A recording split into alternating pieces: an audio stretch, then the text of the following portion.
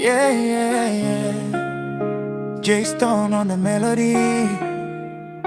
Urukundo riteka. Oh. Nkuko Adamu yabonye Eva bwa mbere, umutima wanje wahise umbwira uti niwe. Mu maso yawe mbona paradizo, ijwi ryawe rimpumuriza ngo umuziki wo muitemo.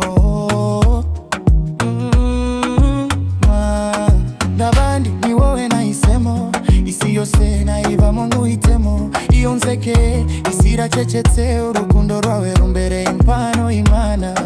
Iyo mvura yagwa igahinduka inkubi, zaguhisha mu biganza byanjye mukundo wanjye. Takindi nifuza uretse wowe, uri igisubizo cy'amasengesho yanjye. Turi Adamu na Eva, urukundo rwa mbere, tawundi hagati yacu ni wowe nanje.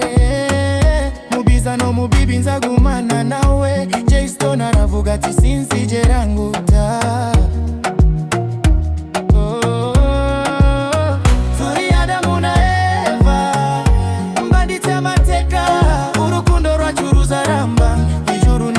Ndagukunda by'ukuri si amagambo gusa.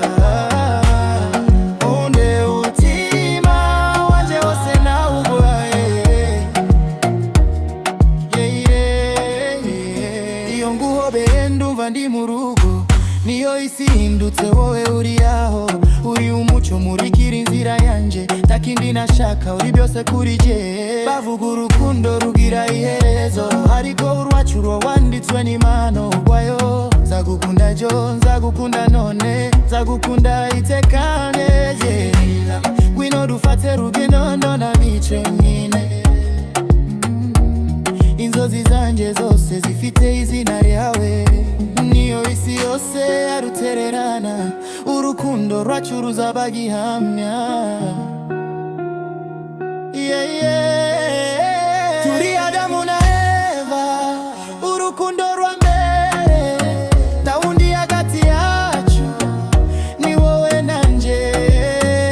Mu biza no mu bibi nzagumana nawe. J Stone aravuga ati sinzigera nguta. Turi Adamu na Eva, mbanditse amateka, urukundo rwacu ruzaramba. Ijuru n'isi ndagukunda by'ukuri si amagambo gusa.